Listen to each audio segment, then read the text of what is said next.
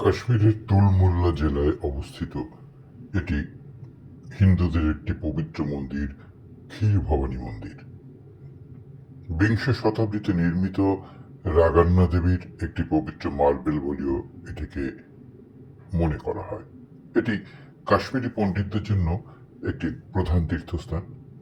উল্লেখ করা যেতে পারে যে এর পরিবর্তনশীল জলের রং এবং পায়েস বা ক্ষীরকে প্রসাদ হিসেবে নিবেদনের জন্য এটি নাম হয়েছে ক্ষীর ভবানী মন্দির, এবং শতাব্দীর পর শতাব্দী ধরে ভক্তরা এই ক্ষীর ভবানী মন্দিরেই সব ক্ষীর নিবেদন করে আসেন। এই মন্দিরের শুরুতে রয়েছে একটি শিবলিঙ্গ। কিংবদন্তি অনুসারে রাজা রাবণ লঙ্কায় দেবী রাগান্নার পুজো করতেন, কিন্তু দেবী রাবণের আত্মার অন্ধকার থেকে মুক্তি পেতে তাকে কাশ্মীরে নিয়ে যাওয়ার জন্য হনুমানকে আদেশ করেন। এই শিবলিঙ্গের মন্দিরটি রয়েছে, তার ঠিক পেরিয়ে এলে পরেই এটি হচ্ছেন বজরংবলীর মন্দির। তো কথিত আছে যে স্থানীয় পণ্ডিত রঘুনাথ গদ্রু তিনি স্বপ্নাদেশ পেয়ে দেবীকে একটি জলাভূমি থেকে এই স্থানে এনে স্থাপন করেন, এবং দ্বাদশ শতাব্দীতে কলহান রচিত রাজতরঙ্গিনীতে এই স্থানটির পবিত্রতার কথাও উল্লেখ করা হয়। এই আধুনিক মন্দিরটি 1912 সালে মহারাজা প্রতাপ সিং নির্মাণ করেন, এবং পরবর্তীকালে মহারাজা হরি সিং এটিকে সংস্কার করেন। এই যে দেখা যাচ্ছে, এখান থেকেই ক্ষীর ভবানী মন্দিরের ক্ষীর প্রসাদ বিতরণ করা হয়।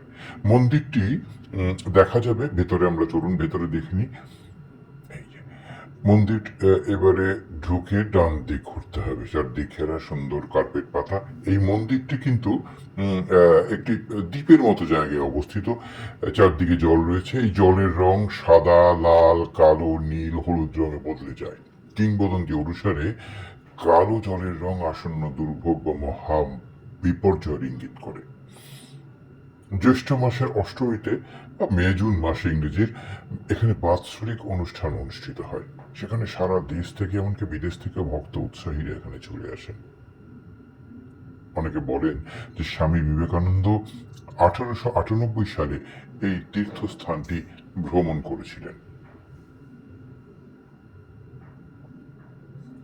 এই মন্দিরের চারদিকে অসংখ্য ছোট ছোট মন্দির রয়েছে, আর সিআরপিএফ, কেন্দ্রীয় সুরক্ষা বাহিনী, তাদের সুরক্ষাতে এই মন্দিরটি রয়েছে, কারণ বারবার এখানে বিভিন্ন উগ্রবাদী সংগঠন তারা এটিকে আক্রমণ করবেন, ধ্বংস করবেন, এর একটা সম্ভাবনার কথা দেখা গিয়েছিল।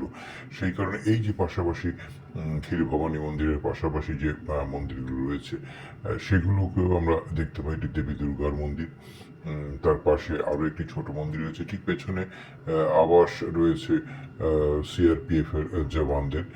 এই মন্দিরটির চারদিকে কিন্তু সুন্দর সুরক্ষার বলয় রয়েছে। এইটি একটি দর্শকদের জন্য স্থান, আর চারদিকে কিন্তু রয়েছে কাশ্মীরের বিখ্যাত চিনার গাছ।